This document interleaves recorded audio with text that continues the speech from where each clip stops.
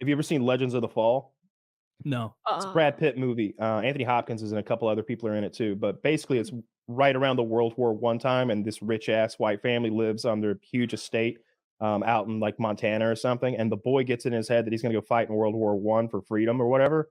And but he's kind of the bitch made brother. So Brad Pitt, who was kind of halfway raised by like an Indian chief, is like gonna go to World War One to like look after homeboy right away. The bitch made brother gets like mustard gassed and then tangled in the wire, and he's like blind. He's like, help, help. And the Germans like machine gun him up.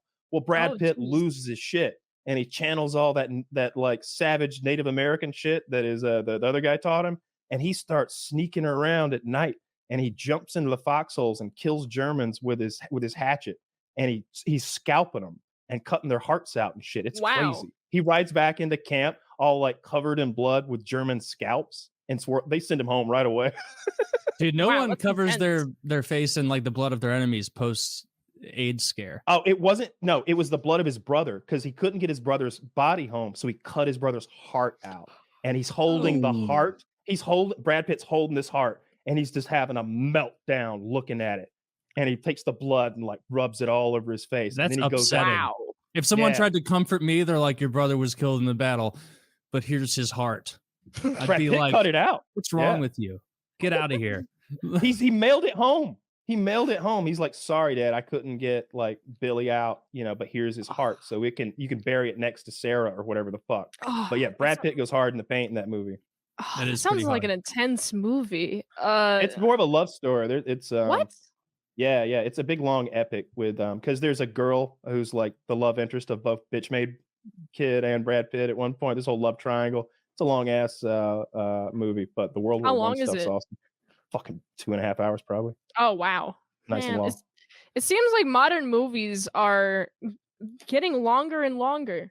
That I agree with. They Yeah. are. And it's not entirely justified. That Murder of the Flower Moon, Killer of the Flower Moon. Killers of the Flower Yeah. Moon. That movie was so much long, and it was an hour longer than it needed to be.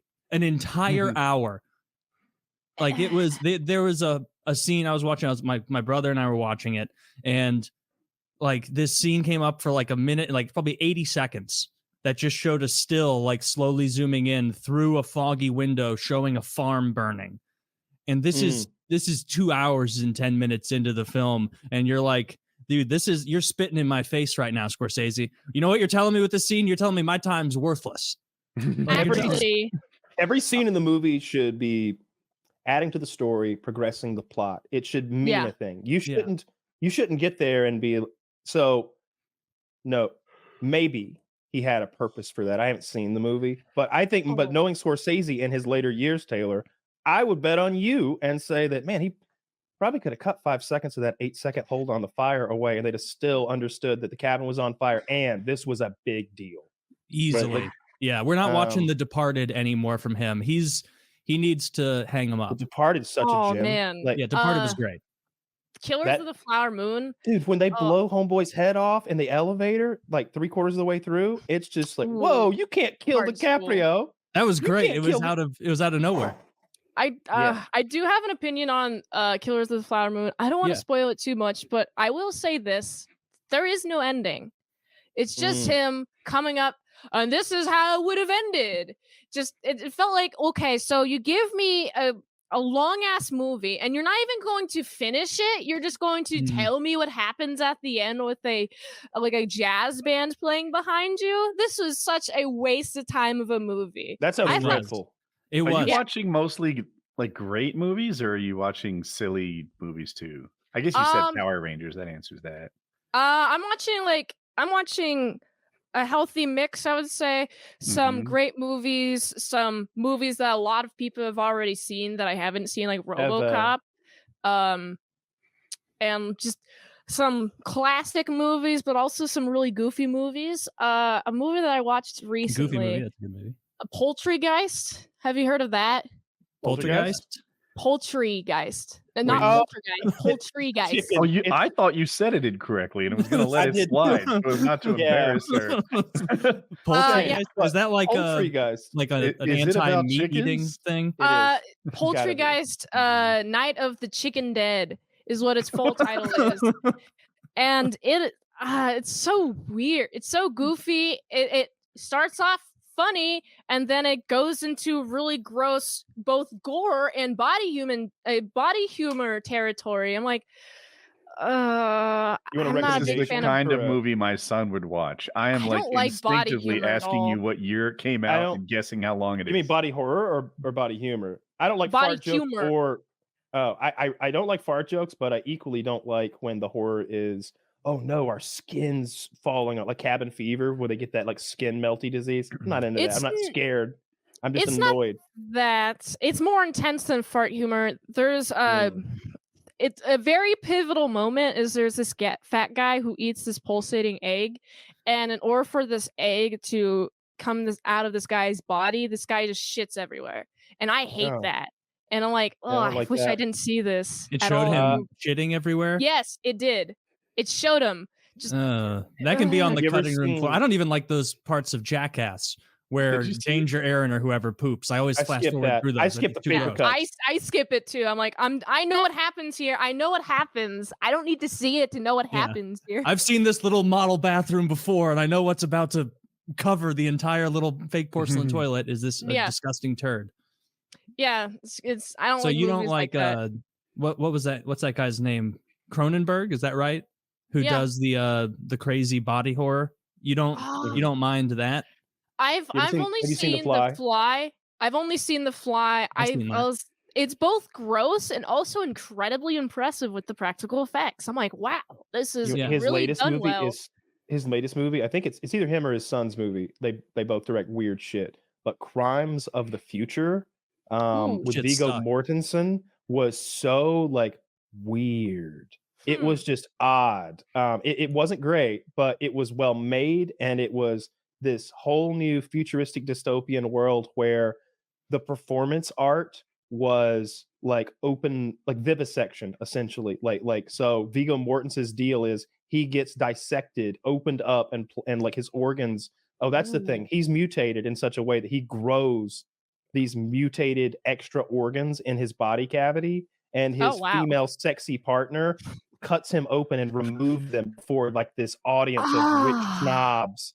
And it's really weird because they build upon the idea of the sort of why he's mutating, why people are mutating. It's pollution, of course, and a few other like interesting concepts. Did you get the feeling watching it that it was kind of like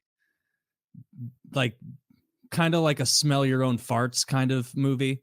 Like it was really up its own ass with the artsy fartsy bits of it. There was nothing ever at stake. It was gross for the sake of grossness. I thought it was dumb.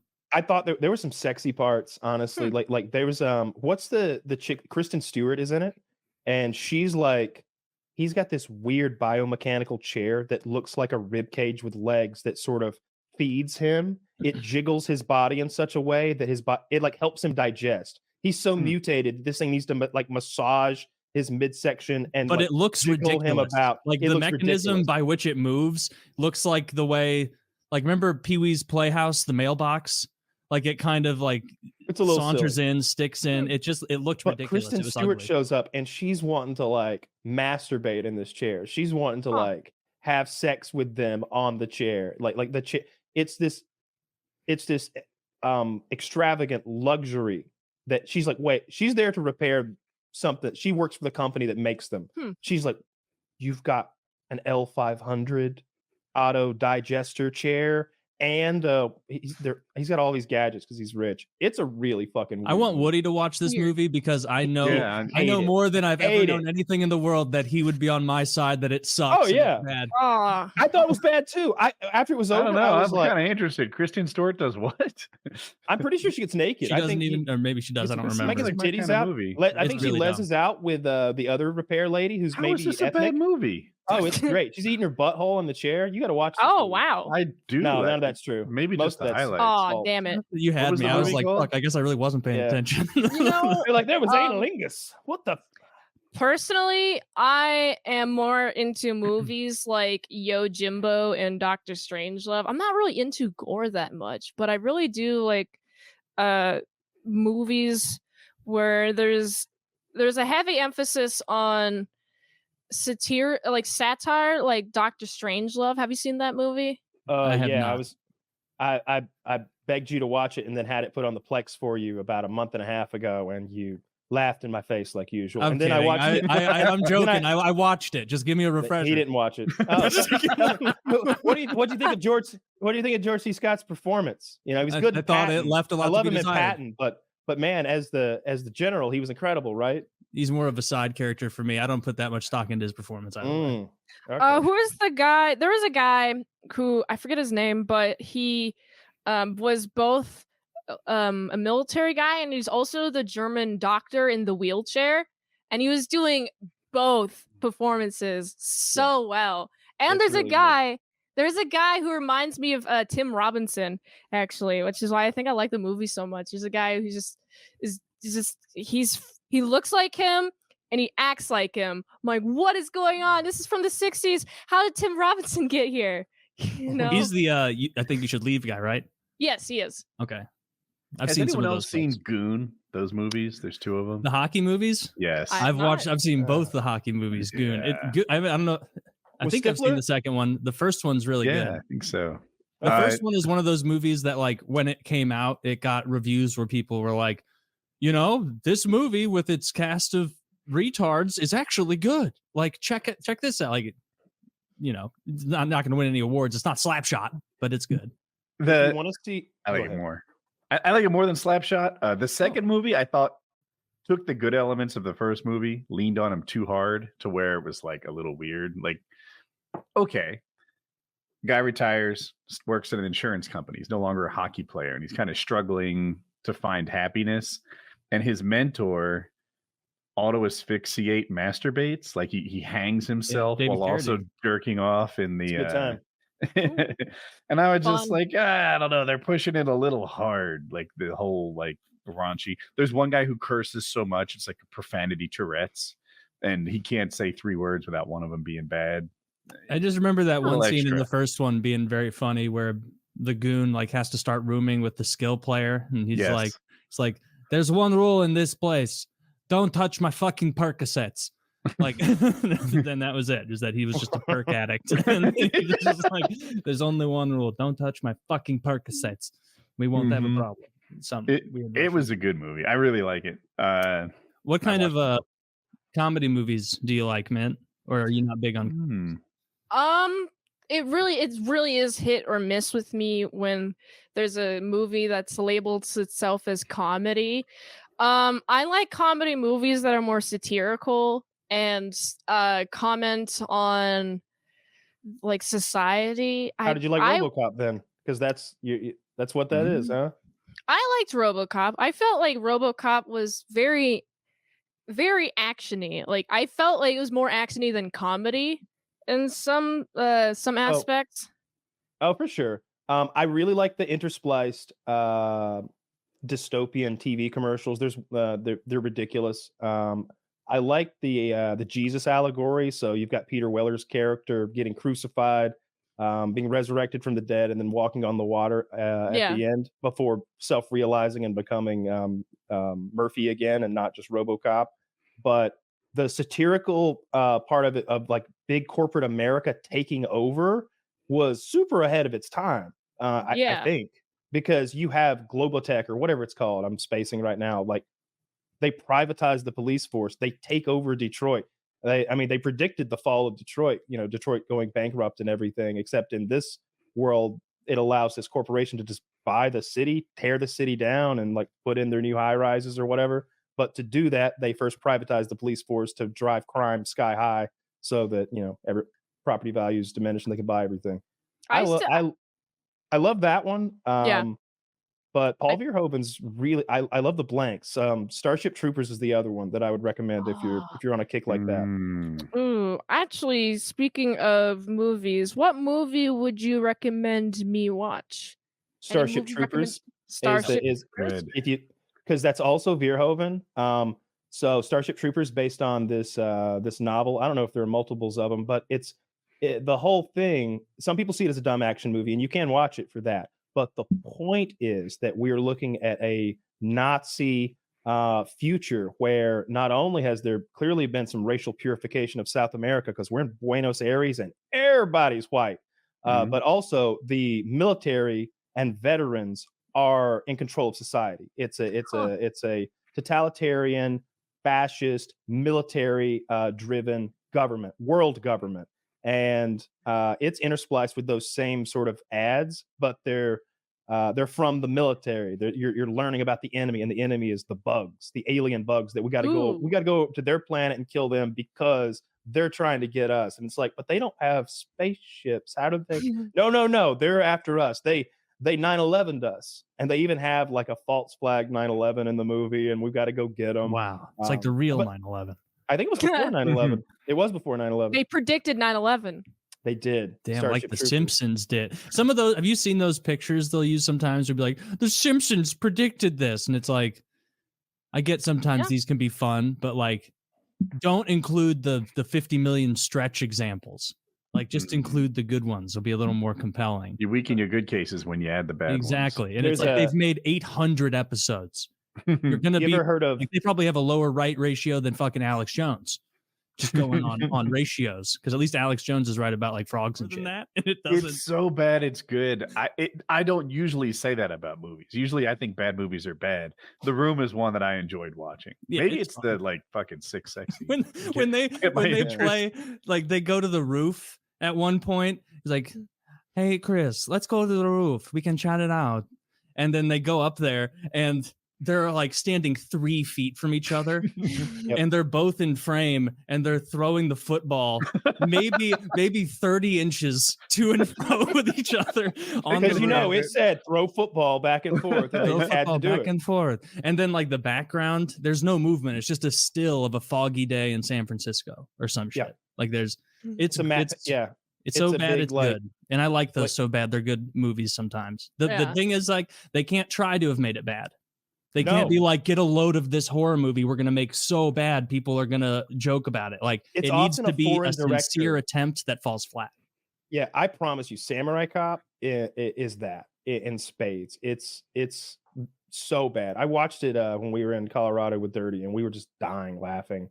There's this one scene where like the nurse says his dick's not big enough. She asks him if they cut off too much when he got circumcised, and like they're like going back and forth, and there's no reason for this raunchy conversation to even happen. They're just in a hallway. He's a cop and she's a nurse, and they're just, and then they cut to the black guy, and it's a meme you've probably seen. He goes, he's like black guy with a mustache. He's like, ooh, she said, like, getting spicy in here. Oh, yeah, wow. exactly. No, that's a really fun.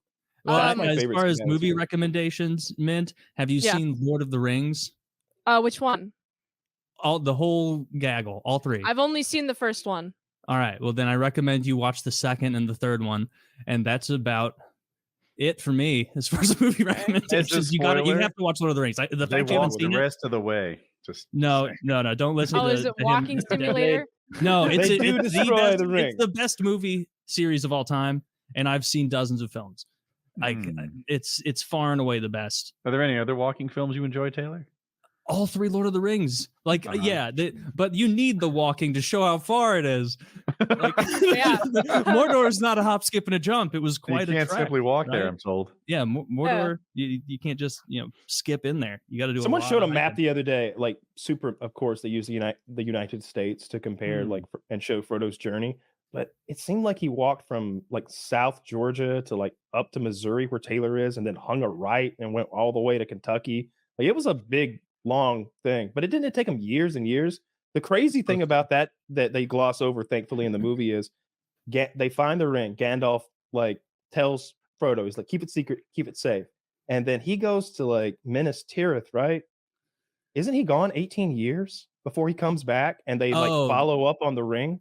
Yeah, it's supposed to be like it's like 7 years or something in between the scene where Gandalf's like, keep it secret, keep it safe. And then like, a huge amount of time passes. And they superimposed this. I'm gonna need you to send me this map. So I can take a look. Wow, Frodo and Sam absolutely mogging Bilbo's journey. Not even close. Even though they got distracted there in the bottom, it looks maybe had to go around a mountain range. Yeah, dude. If you're doing daily movie reviews, you got to toss. There's 3 days for you right there. Fellowship, Two Towers, Return of the King. She doesn't too long. maybe want to watch 4-hour movies to get her review material. I watched the first Lord of the Rings, and I gotta say, I watched the extended cut, by the way. Okay. Just clarify. And it was worth the 3 hours. I felt it used the 3 hours very well. Agreed. And there are movies where I feel like they didn't use the 3 hours very well. This movie establishes the entire world, and by the end of it, I'm like, oh shit, this is the end of the 3 hours? I thought it was gonna go on for longer. Yeah. Like there's nothing wrong with long movies as long as it's a long story they're telling. It Like, pulled her in so much she didn't bother to watch the other two. Well, she's just biding her time. She's gonna watch the last two, and then she's gonna come back on here again and be like, "Oh, Taylor, you were so right. I didn't even remember any of Kyle's dumbass recommendations. Lord of the Rings rules." It does. It's the best movie of all time. Not the best book of all time. We can all be real about that. I've never read the book, so I wouldn't know. It's a hard read. He is a bad author who thinks he can't make mistakes. He's bad at pacing. His pacing leaves a lot to be desired. He clearly needed more editing. He needed someone in his ear being like, "Hey, this world you're building is awesome, but these 30 pages in a row talking about the flora and fauna of the Shire, we got to move past this a little faster. Can you get to the action?" And then sometimes he would do something that I rip on George R.R. Martin all the time, but something that George R.R. Martin doesn't do is like breeze past battles. Like Martin will spend way too much time on feasts and shit, but he'll spend enough time on a battle usually. Lord of the Rings is aggravating as shit sometimes because it'll be a huge build up for some battle, like particularly at the end of the first book when they fight the Uruk-hai, and it's like, oh, here it comes. You know, when you're reading a book and you're like you start turning the pages faster because you're reading faster because you're anticipating the good part showing up, and then it's like, oh, that was 6 pages. There's 45 pages of lead up, 6 pages of fighting, and now 4 pages about how bad it is that Boromir died. What's the spider's name? Shelob. There are 3 or 4 pages describing that it's dark out on the way to that battle. And you try reading 4 pages of it's darkity dark. It's so dark you can't see your feet. It's so dark you can't see your hand. It's so dark you can't tell where you're going. It's darkity dark. There's no moon out. It's dark. And I'm just like, good fucking Lord, I get it. I got it a long time ago. 1 page was more than enough. Oh, yeah. He does do that. He dwells way too long on certain things, but overall, like, it's carried by the fact that it's an incredible world and the story itself is so good. Did he invent a lot of like what an elf is, what a dwarf is? A lot of like the reason he or a stated reason that he wrote Lord of the Rings initially was he was like, oh, so much like King Arthur style ancient like English lore, like fables, legends, myths, and stuff. He's like, we've lost so much of that. I'm going to make a new one. I'm creating a new kind of mythos lore of England and all this. And so he got way too into some parts because his goal wasn't just to write a book. He was trying to like flesh out the world in a really thorough way, which he did. But yeah, not the greatest book. I heard I said I never read it, but the only thing that I heard about the Lord of the Rings books is that it takes a lot of time to describe the world, like you said. And I find that to be actually very useful in a book. Like, I haven't read that many books, but with some books, some authors don't take enough time to describe the world that we're living in. So I get confused a lot. But I feel like is it wrong to have too much detail or not enough detail? Yeah, I'd rather have too much if it's between too much and not enough. But like something else that Tolkien does a shit ton in those books is something that I know like more artsy people probably like it'll just break from the story and be like, and then Frodo and Sam sang a song, and it's just like a whole page of like a song he wrote or like poems he wrote. And so anytime I'm reading those books or rereading them and I get to one of those like specially indented, formatted, like this is a poem section, skip it. I skip the whole way past it, which amounts to probably like 30 pages of Lord of the Rings I haven't read. Oh, wow.